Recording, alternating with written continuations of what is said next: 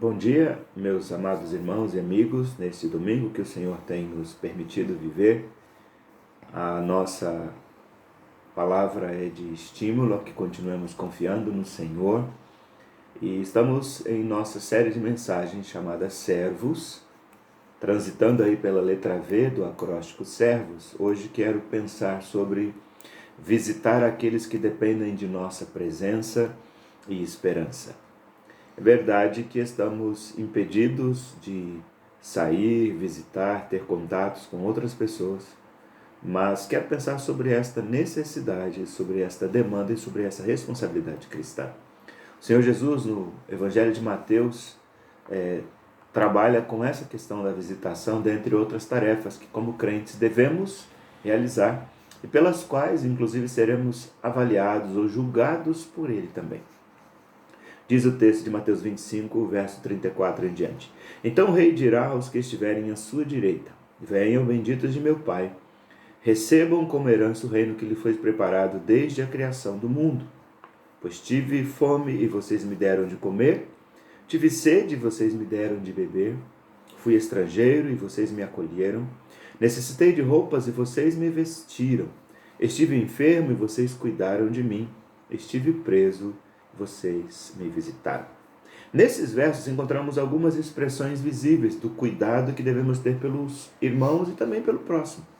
Devemos servir a Jesus através da oferta de alimento aos famintos, devemos servir a Jesus através da oferta de água aos sedentos, através de hospitalidade aos forasteiros, através de roupas e provisões aos mais pobres, através da oferta de ajuda, remédio, visita e oração pelos enfermos, através da ajuda, solidariedade, visita e evangelização aos prisioneiros. O texto diz que isso nos livrará da condenação no grande julgamento que será realizado no dia da segunda vinda de Jesus, cujo dia e hora nós não sabemos, por isso devemos nos preparar. Essa é uma questão fundamental e eu quero, dentre tantas tarefas aqui mencionadas, chamar a sua atenção para a nossa responsabilidade de visitar uns aos outros.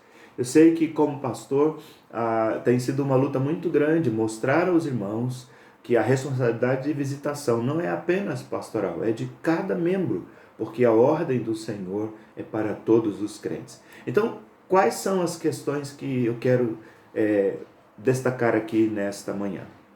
A primeira é que nós devemos visitar aqueles que estão ao nosso alcance. Então, há pelo menos 3 grupos aqui mencionados pelo Senhor e que estão ao nosso alcance. Visita feita àquela pessoa que necessita de direção. Chamamos de visitas evangelísticas aos que não são salvos, visitas discipulares aos que estão dando os primeiros passos na vida cristã, visitas pastorais ou diaconais aos que estão afastados ou desanimados, visitas reconciliadoras a quem está excluído, afastado da comunhão na igreja local. Também as visitas aos que estão privados de liberdade. Visita aos que estão presos e encarcerados, visitas aos que estão em asilos e orfanatos, visitas aos que estão em albergues ou outras instituições de recolhimento, visitas àqueles que estão nos hospitais e também nos sanatórios. E visitas feitas aos que estão enfermos de uma maneira geral. Aqueles que estão convalescendo em casa, aqueles que estão internados em clínicas ou hospitais, aqueles que possuem doenças infectocontagiosas, aqueles que estão sendo vítimas de doenças incuráveis ou já estão em um estado terminal. Esses 3 grupos de visitas são possíveis, muito embora a gente sabe que nesses tempos de pandemia a gente tem um pouco de limitação, mas essa pandemia não vai durar. As necessidades das pessoas, sim, continuarão. E até mesmo em função da pandemia, muitas necessidades teremos para atender quando pudermos voltar a ter convívio social. Por outro lado, a gente deve conhecer algumas dicas e algumas normas que devem ser usadas na visitação. O que é uma visita? Uma visita é um encontro entre pessoas que visa trazer o bem-estar a alguém que está necessitado. Na realidade, uma visita, via de regra, deve ser breve e com objetivos bem definidos. Não se deve pensar numa visita como um grande encontro, uma grande oportunidade para celebração. Ela deve ser discreta e provida de bom senso. Quando e como visitar alguém? Essas questões são definidas de acordo com a disponibilidade do visitador e com a necessidade de cada situação que atinge o indivíduo a ser visitado.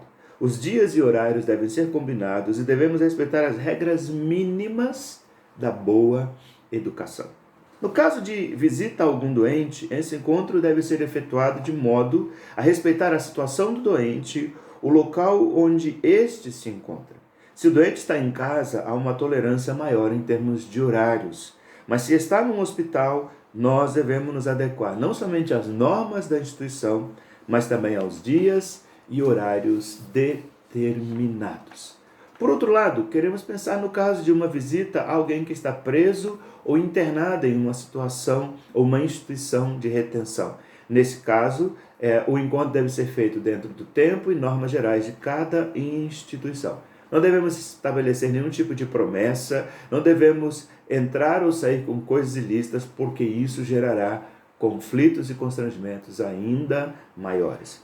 No caso de uma visita a um novo crente ou uma pessoa interessada no Evangelho, esse encontro deve ser breve e de preferência feito em duplas, para que não criemos nenhum constrangimento, seja aos moradores da casa ou aos visitadores. É bom tomar cuidado em relação aos horários, para que não atrapalhemos a vida da família ou da própria residência. É muito comum que você vá numa casa visitar um novo crente ou um interessado no Evangelho e a maior parte da família dele não é cristã. Então, às vezes você quer conversar, mas é música, é som, é televisão, é cachorro.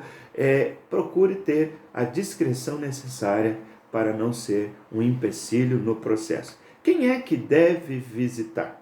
Segundo o texto bíblico que lemos, todos os crentes que desejam entrar no reino de Deus devem se dedicar ao ministério da visitação. Então pare de reclamar dos seus pastores, dos diáconos, dos líderes da igreja, porque a tarefa de visitação pertence a todo crente. Não podemos considerar que esse serviço foi dado apenas para pastores e diáconos. É claro que esses líderes devem ter uma prática sistemática de visitar os membros, mas não é apenas a tarefa desses irmãos. Você também pode ser abençoado, sendo um instrumento de Deus para levar conforto, consolo, exortação e estímulo a quem precisa. Lembre-se, Jesus se compara a uma dessas pessoas necessitadas que foi acolhida, atendida e visitada. E você e eu temos a importante tarefa de cuidar daquelas pessoas como se fossem do próprio Senhor Jesus. Tenha um bom dia, que Ele te abençoe. Oremos uns pelos outros e compartilhemos esperança.